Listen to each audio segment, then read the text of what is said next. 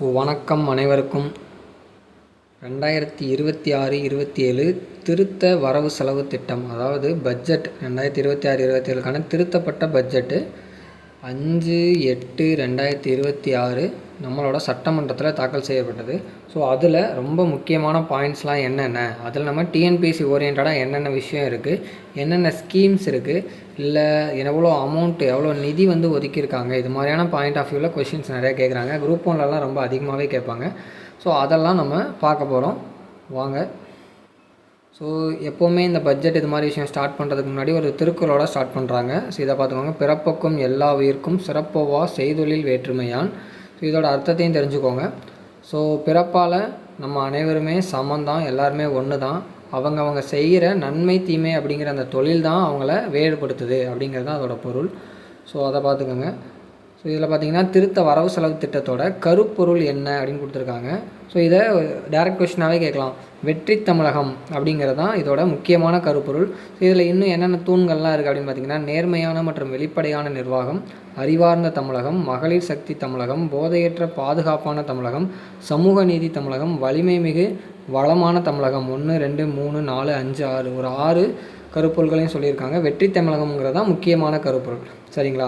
பாருங்கள், வரவு செலவு திட்டத்தின் மொத்த மதிப்பு, இந்த பட்ஜெட்டோட மொத்த மதிப்பு எவ்வளோ கொடுத்துருக்காங்கன்னா, மொத்த வரவினம் 3,50,766 கோடி, மொத்த செலவினம் 4,72,585 கோடி.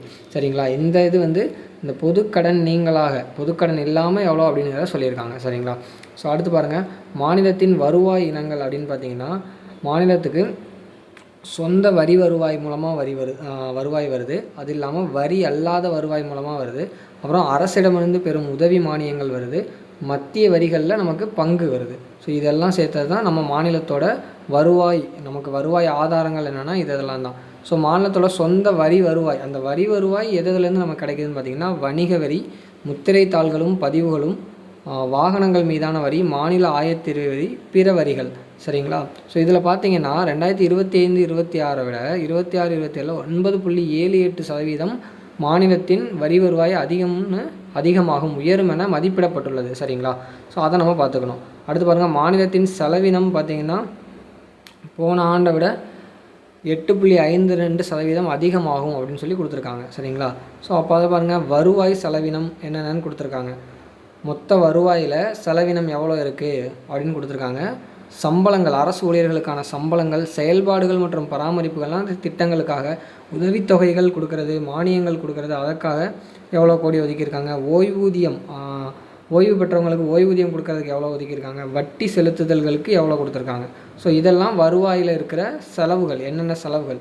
மூலதன செலவுகள் அப்படின்னா, மூலதன செலவுகள் என்னென்னு பார்த்தீங்கன்னா, மூலதன செலவுனா என்னென்னா, அந்த செலவு ஒரு மூலதனமாக, அந்த செலவே ஒரு இன்வெஸ்ட்மெண்ட்டு தான். இப்போ ஒரு எக்ஸாம்பிள் எடுத்திங்கன்னா, கல்வியில் நீங்கள் இன்வெஸ்ட் பண்ணுறீங்க, கல்வியில் நீங்கள் கல்விக்காக செலவு பண்ணுறீங்க அப்படின்னா அது ஒரு இன்வெஸ்ட்மெண்ட்டு தான். அது உங்களுக்கு நாளைக்கு ஒரு வருவாயை பெருக்கி கொடுக்கும். சாலைகள், பாலங்கள் மீது இன்வெஸ்ட் பண்ணுறது, போக்குவரத்து, நகர்ப்புற வளர்ச்சிக்காக, குடிநீர் வழங்கல் திட்டங்களுக்காக, நீர்நிலைகள் மேம்பாடு, கல்வி மற்றும் மக்கள் நல்வாழ்வு, இது எல்லாமே மூலதன செலவினம்னு சொல்லுவாங்க. இதுக்கு முன்னாடி பார்த்தது வருவாய் செலவினம், இது மூலதன செலவினம். சரிங்களா?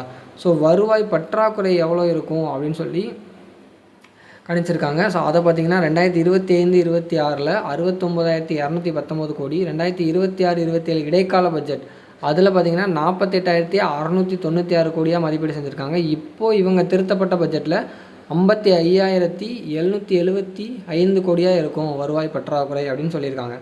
அந்த பாயிண்ட்டும் பார்த்துக்கணும். அடுத்து பாருங்கள், அடுத்தது நிதி பற்றாக்குறை எவ்வளோ இருக்கும் பர்சன்டேஜில் சொல்லியிருக்காங்க. 2025-26 ஆண்டில் 3.48% இருந்துச்சு. இடைக்கால பட்ஜெட்டில் 3% சொல்லியிருந்தாங்க. இப்போ 2026-27 திருத்த வரவு செலவுலேயே அதே 3% தான் பராமரிக்கப்படுகிறது அப்படின்னு சொல்லியிருக்காங்க. நிதி பற்றாக்குறை வேறு, வருவாய் பற்றாக்குறை வேறு. அது ரெண்டாவது வேல்யூவையும் கரெக்டாக பார்த்துக்கணும். இந்த திருத்த வரவு செலவு திட்டத்தில் இப்போது நமக்கு ஒரு 100%, அதாவது நமக்கு ஒரு ரூபாயை வச்சு நமக்கு எக்ஸாம்பிள் காட்டியிருக்காங்க. எதிலிருந்து தான் நமக்கு வருவாய் திரட்டப்படுகிறது அப்படின்னு சொல்லி. பாருங்கள், மாநிலத்தின் சொந்த வருவாய், வரி அதாவது டேக்ஸ் மூலமாக வர்றது 43.3%, பொது கடன் மூலமாக 33.1%, மத்திய வரிகளிலேருந்து பங்கு கிடைக்கிறது 11.9%, ஒன்றிய அரசிடமிருந்து உதவி மானியங்களாக கிடைக்கிறது 6.3%, மாநிலத்தின் இது வரி வருவாய் 43.3, வரி அல்லாத வருவாய் 5.3%. இந்த விற்பனைகள் மூலமாக கிடைக்கிறது.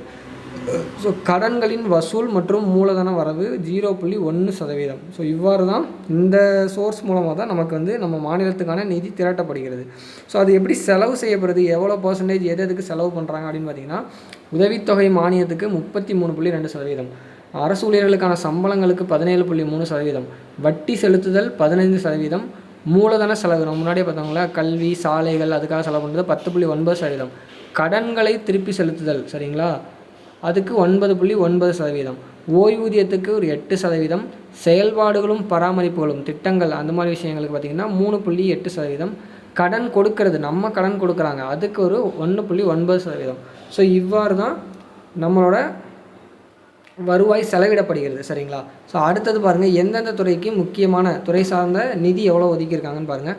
கல்வி 52,920 கோடி, ஊரக வளர்ச்சி 39,609 கோடி, நகர்ப்புற வளர்ச்சி 38,715 கோடி, மக்கள் நல்வாழ்வு 23,357 கோடி, உணவு மற்றும் கூட்டுறவு 22,859 கோடி, நெடுஞ்சாலைகள் பார்த்திங்கன்னா 21,524 கோடி.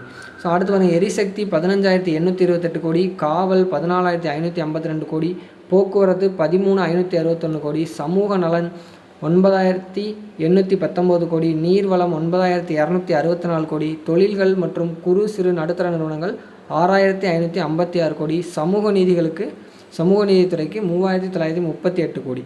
ஸோ இது எல்லாமே எவ்வளோ ஒதுக்கியிருக்காங்க அப்படிங்கிறது. ஸோ இப்போது ஸ்பெசிஃபிக்காக ஒரு திட்டங்கள் என்னென்ன டிபார்ட்மெண்ட்டில் என்னென்ன திட்டங்கள், அந்த திட்டங்களுக்கு எவ்வளோ ஒதுக்கியிருக்காங்க, அந்த திட்டங்கள் என்ன பண்ணுது அப்படிங்கிறத பார்த்துடலாம். ஸோ அந்த அமௌண்ட்டை நீங்கள் பார்த்துக்கோங்க. அந்த திட்டம் என்ன, அது என்ன பண்ண போகிறாங்கன்னு நான் சொல்லிடுறேன். இப்போ கல்வித்துறையில் பார்த்திங்கன்னா பெருந்தலைவர் காமராசர் காலை உணவு திட்டம். ஸோ இதுக்கு முன்னாடி இது என்ன திட்டமாக இருந்துச்சுன்னு பார்த்திங்கன்னா சில திட்டங்களோட பெயர்களும் மாற்றிருக்காங்க. ஸோ அதையும் நம்ம தெளிவாக பார்த்துக்கணும். முதலமைச்சரின் காலை உணவு திட்டம்னு இருந்தது, பெருந்தலைவர் காமராஜர் காலை உணவு திட்டமாக மாறியிருக்கு. 6 முதல் 8 வகுப்பு அரசு மற்றும் அரசு உதவி பெறும் பள்ளிகளில் காலை உணவு திட்டத்தை விரிவுபடுத்துகிறாங்க. ஸோ பள்ளி பாடத்திட்ட மறுசீரமைப்பு, பெருந்தலைவர் காமராஜர் சிறப்பு பள்ளிகள், உண்டு உறைவிட பள்ளிகள், மாணவர்கள் தங்கி அங்கே படிக்கிற மாதிரியான பள்ளிகளை உருவாக்குறாங்க. ஸோ பள்ளி நிறைவு திட்டம், பள்ளிகளுக்கான உட்கட்டமைப்பு வசதிகளை மேம்படுத்துகிறது தான் பள்ளி நிறைவு திட்டம். பொது நூலகங்கள் மறு வடிவமைத்தல், super clean super campus. So ஒரு 10,000 அரசு பள்ளிகளை செலக்ட் பண்ணி அதை வந்து தூய்மைப்படுத்துறதுக்கான ஒரு திட்டம் தான் சூப்பர் கிளீன் சூப்பர் கேம்பஸ் திட்டம். பள்ளிகளில் போதைப்பொருள் எதிர்ப்பு மற்றும் விழிப்புணர்வு திட்டம், மாணவர்களின் குடியிருப்புகளின் மாநில அளவிலான மேம்பாடு, அதாவது பார்த்திங்கன்னா மாணவர்களுக்கான அந்த விடுதிகளை மேம்படுத்துறதுக்கான திட்டம். ஸோ அடுத்தது பார்த்திங்கன்னா தொழிலாளர் நலன் திறன் மேம்பாடு. ஸோ இதுக்கு முன்னாடி நான் முதல்வன் திட்டம் மூலமாக மாணவர்களுக்கு பயிற்சி கொடுத்துட்டு இருந்தாங்க. ஸோ இது பாருங்கள் வெற்றி திறன் பயிற்சி திட்டம், அந்த திட்டத்தோட பேர் தான் மாற்றிருக்காங்க, வெற்றி திறன் பயிற்சி திட்டம். ஸோ கல்லூரி மாணவர்களுக்கு, வேலையில்லாத இளைஞர்களுக்கு தொழில் திறன் பயிற்சி, ஸோ அவங்களுக்கு திறன் பயிற்சி கொடுத்து வேலை வாய்ப்பை ஏற்படுத்த போகிறாங்க. ஸோ இளைஞர் நலன் மற்றும் விளையாட்டு மேம்பாடு பார்த்திங்கன்னா தமிழ்நாடு கிராமிய விளையாட்டு போட்டிகள் நடத்த போகிறாங்க. ஒலிம்பிக்குக்காக 10 சிறப்பு மையங்கள் அமைக்கிறதுக்கு ஒரு 50 கோடி ஒதுக்கியிருக்காங்க. ஸோ மாற்றுத்திறனாளிகள் நலன் பாருங்கள், மாற்றுத்திறனாளிகளுக்கான நவீன ஏஐ உபகரணங்களுக்கான அந்த நிதியுதவி கொடுக்குறாங்க. ஸோ அதுக்கு 50% அதிகபட்சம் அல்லது 30,000 ரூபாய், 30,000 அல்லது 50% எது கம்மியோ அதை கொடுப்பாங்க சரிங்களா. ஸோ அடுத்து மகளிர் மற்றும் குழந்தைகள் மேம்பாடு பாருங்கள், அண்ணன் சீர் மணப்பெண்களுக்கான 8 கிராம், அதாவது இதுக்கான தெளிவான க்ரைட்டீரியா இன்னும் வரலை. ஸோ இதுக்காக ஒரு ஜிஓ ரிலீஸ் பண்ணுவாங்க ஃபினான்ஸ் டிபார்ட்மெண்ட்லேருந்து, அதை பார்த்திங்கன்னா உங்களுக்கு தெரிய வரும். ஸோ என்னென்ன க்ரைட்டீரியா, யாரெல்லாம் இதுக்கு எலிஜிபிள் அப்படின்னு சொல்லிட்டு. ஸோ 8 கிராம் தமிழ்நாட்டில் திருமணம் பண்ணுறவங்களுக்கு 8 கிராம் தங்கம் மற்றும் பட்டுப்புடவை கொடுக்குறாங்க. ஸோ தெளிவான யார் இதுக்கு எலிஜிபிள்னு தெளிவான இது இனிமேல் தான் ஜிஓவில் வரும். ஸோ அடுத்து தாய் மாமன் தங்க மோதிரம் திட்டம் பார்த்திங்கன்னா அரசு மருத்துவமனைகளில் பிறக்கிற குழந்தைங்களுக்கு 1 கிராம் தங்க மோதிரம் கொடுக்குறாங்க. ஸோ அடுத்து சிங்கப்பெண்களை வலிமைப்படுத்தும் திட்டம், சுய உதவி குழுக்கள் மூலமாக அவங்களுக்கு கடன்கள் கொடுக்கறது, நிறுவனங்கள் அமைக்கிறதுக்கு, தொழில் மேம்பாடு, இது எல்லாமே. வெற்றி மகளிர் ஆடுகள் வளர்ப்பு திட்டம். ஸோ பாருங்கள், ஒரு 30,000 ஆதரவற்ற பெண்கள், திருநங்கைகள், மாற்றுத்திறனாளிகளுக்கு 100% மானியத்தில் 5 வெள்ளாடுகள் கொடுக்குறாங்க. ஸோ அதுக்காக 110 கோடி, இது புதிய திட்டம். ஸோ அடுத்து பாருங்கள், மருத்துவம் மற்றும் மக்கள் நல்வாழ்வு பார்த்திங்கன்னா தாய் கேர் மகப்பேறு மையங்கள் அமைக்க போகிறாங்க. நடமாடும் முதியோர் சிகிச்சை மையங்கள் புதுசாக ஒரு 1000 மையங்கள் அமைக்க போகிறாங்க. ஸோ அடுத்து பாருங்கள், உழவர் நலன் பார்த்திங்கன்னா பயிர்க்கடன் தள்ளுபடி. ஸோ அதை அறிவிச்சிருக்காங்க, ஆல்ரெடி அறிவிச்சது தான், அதை பார்த்துக்கோங்க. தொழில் முதலீடு மற்றும் ஊக்குவிப்பு வர்த்தகம் பார்த்திங்கன்னா சிப்காட் புதிய தொழில் பூங்காக்கள் நிறுவுகிறாங்க. ஸோ தொழில்துறை பெருக்கத்துக்காக வழிகாட்டி 3.0, தமிழ்நாடு ஒற்றை சாளர இணையதளம் 3.0, ஸோ இது நிறுவுகிறாங்க. அடுத்து பாருங்கள், எம்எஸ்எம்இ பார்த்திங்கன்னா பசுமை எஃகு உற்பத்தி முன்முயற்சி பார்த்திங்கன்னா சுற்றுச்சூழலுக்கு உகந்த நிலையான எஃகு உற்பத்தியை ஊக்குவிக்கும் முன்முயற்சிக்காக ஒரு 60 கோடி ஒதுக்கியிருக்காங்க. ஸோ அது பசுமை எஃகு உற்பத்தி முன்முயற்சி திட்டம். ஸோ கதர் காதி இது பார்த்திங்கன்னா தமிழ்நாடு பனை மேம்பாட்டு கழகம் நிறுவனம்னு சொல்லியிருக்காங்க. ஸோ இதெல்லாம் நோட் பண்ணி வச்சுக்கணும். கண்டிப்பாக 16 கோடி ஒதுக்கியிருக்காங்க. பனை பொருட்கள் ஏற்றுமதிக்காக புதிய பனை மேம்பாட்டு கழகம். மின்சாரம் ஆல்ரெடி 200 யூனிட் வரைக்கும் 2 மாதத்துக்கு ஒரு தடவை கணக்கெடுப்பாங்க. 200 யூனிட் வரைக்கும் ஃப்ரீ இலவச மின்சாரம் அறிவிச்சுருக்காங்க. ஸோ அடுத்தது பாருங்கள், வீட்டு வசதி மற்றும் நகர்ப்புற வளர்ச்சி பார்த்திங்கன்னா நகர்ப்புற ஏழைகளுக்கான வீட்டு வசதி. ஸோ அடிப்படை அவங்களுக்கு சமூக கட்டமைப்பை ஏற்படுத்துறதுக்காக வீடுகள் கட்டி அவங்களுக்கு வழங்குறது. முதலமைச்சரின் ஒருங்கிணைந்த நகர்ப்புற மேம்பாட்டு திட்டம். அப்புறம் பாருங்கள், மாநகர இளைஞர் மற்றும் குடும்ப வீட்டு வசதி திட்டம். இது இந்த சென்னை பெருநகர மாநகராட்சியில் அவங்களோட பங்களிப்போடு அவங்களுக்கு வீடு கட்டித்தரது. ஸோ அடுத்து பார்த்திங்கன்னா நெடுஞ்சாலைகள் மற்றும் சிறு துறைமுகங்கள், சாலை பழுது நீக்கம், செயல்திறன் அடிப்படையிலான பராமரிப்பு ஒப்பந்தம், நம்ம சாலை செயலி. ஸோ இந்த ரிலேட்டடான ஒரு செயலி இருக்குது, நம்ம சாலை அப்படிங்கிற ஒரு செயலி. ஸோ போக்குவரத்து பாருங்கள், மின்சார பேருந்துகள் வாங்க போகிறாங்க. அதுவும் குளிர்சாதன மின்சாதன பேருந்துகள் எவ்வளோனா 1000 பேருந்துகள் வாங்குறதுக்கு 500 கோடி ஒதுக்கியிருக்காங்க. ஸோ இது போக்குவரத்து துறையில். சுற்றுச்சூழல் காலநிலை மாற்றம் மற்றும் வனத்துறை பார்த்திங்கன்னா சூழல் சுற்றுலா இயக்கம். அது இல்லாமல் நதி மாசு தணிப்பு, நதிகளை அவங்க தூய்மையாக பராமரிக்கிறதுக்கு. ஸோ அடுத்தது பாருங்கள், ஊரக வளர்ச்சி மற்றும் ஊராட்சி வெற்றி வீடு திட்டம். இதுக்கு முன்னாடி கலைஞரின் கனவு இல்லம் திட்டம் அப்படின்னு இருந்தது. அதோட திட்டத்தோட பேர் தான் இப்போது வெற்றி வீடு திட்டம். ஸோ 70,000 வீடுகள் முதல் ஆண்டில் 70,000 வீடுகள் கட்டித்தரதுக்கு இலக்கு வச்சுருக்காங்க. 3500 கோடி ஒதுக்கியிருக்காங்க. தமிழ்நாடு கிராமப்புற அதிகாரமளித்தல் மாற்றம் மற்றும் மறுமலர்ச்சிக்கான முன்னெடுப்பு. ஸோ அடுத்தது பாருங்கள், வளர்ச்சியடைந்த பாரதம் கிராம வேலை உறுதி திட்டம், வாழ்வாதார திட்டம் பார்த்துங்க. அடுத்து வெற்றி 150 முன்முயற்சி. இதை நோட் பண்ணி வச்சுக்கணும். ஸோ 100 நாள் வேலையாக இருந்துச்சு, அதை 125 நாளாக மத்திய அரசு ஒதுக்குனாங்க. இங்கே இன்னொரு 25 நாட்கள் சேர்த்து மொத்தம் 150 நாட்கள் வேலைவாய்ப்பு. அதுக்கு ஒரு 100 கோடி எக்ஸ்ட்ராவாக ஒதுக்கியிருக்காங்க. ஸோ பாருங்கள், அடுத்து மதுவிலக்கு மற்றும் ஆயத்தீர்வை. அதுக்கு பார்த்திங்கன்னா சிங்கப்பெண் சிறப்பு அதிரடிப்படை. இது ஆல்ரெடி அனௌன்ஸ் பண்ணி நடைமுறையில் இருக்குது. ஸோ பெண்கள் பாதுகாப்புக்காக. போதைப்பொருள் தடுப்புக்கு பணிக்குழுக்கள் அமைக்கிறாங்க. அவங்களுக்கு மறுவாழ்வு நிதி, போதை மறுவாழ்வு மையங்கள் அமைக்கிறதுக்கான நிதி. ஸோ கால்நடை பராமரிப்பு பார்த்திங்கன்னா கால்நடைகள் காப்போம். கால்நடைகள் இறப்பு, நோய், பேரிலிருந்து விவசாயிகளை பொருளாதார ரீதியால் பாதுகாக்கும் ஒரு புதிய கால்நடை காப்பீடு ஒன்று கொண்டு வந்திருக்காங்க. அது என்னென்னு பார்த்திங்கன்னா கால்நடைகள் காப்போம், கால்நடை காப்பீடு. சரிங்களா? அதுக்கு ஒரு 31 கோடி ஒதுக்கியிருக்காங்க. தமிழ் சுற்றுலா மற்றும் பண்பாடு பாருங்கள், மூத்த குடிமக்களுக்கு புனித பயணம் போகிறதுக்கு அது அவங்களுக்கு அந்த வசதிகளை ஏற்படுத்தி தர போகிறாங்க.